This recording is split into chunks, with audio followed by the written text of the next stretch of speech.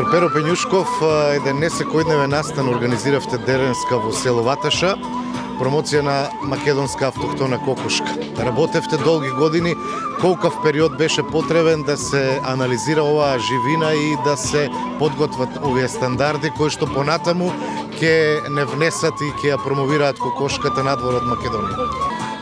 Почетоците и интересирањето за живинарство во Македонија се уште од мој најмали носи заради тоа што од секогаш во мојата фамилија се одледувала и живина и покрупен добиток.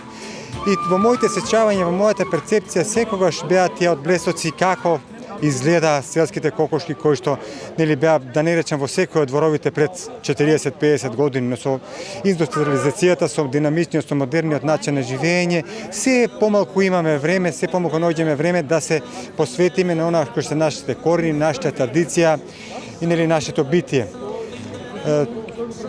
Потикнат од идејата нешто да направам во врска со македонското живинарство, започнав со селекција, со собирање на единки некаде на околу 5-20 години низ многу села, пазари, градови низ Македонија и одбрав само неколку единки кои што ми беа во моето сеќавање како фенотипски би требало да изгледа таа кокошка.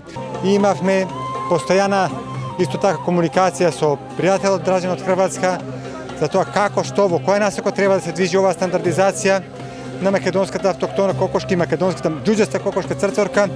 И се уште работиме, проектот трае во сегашноста и ќе трае во иднината. Колку имаме вакви кокошки во Кавадарци, во околината?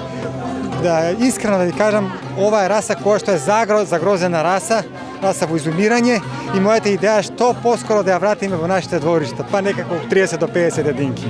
Можеме ли лесно да направиме репродукција? Секако можеме, ова исто така има доста вреден, доста добар инстинкт, како вредни мајки, како вредни квачки, исто така и со помошна инкубација работиме за да извадиме што повеќе единки и со тоа да ги поделиме помеѓу сите оние љубители на овие раси на македонски кокошки. Знаеме дека во овие години се соочуваме со се послаб квалитет на храна. Како медицинар, како доктор, каков е квалитетот на месото, на јајцата кои што доаѓаат од ова живина? Знаете како има една поговорка која што вели храната која што јадеме тоа сме ние. Пилешкото месо знаете дека доста е ценето на трапезите во однос на неговите вредност, калориски вредности, во однос на неговиот процент на хранливи материи.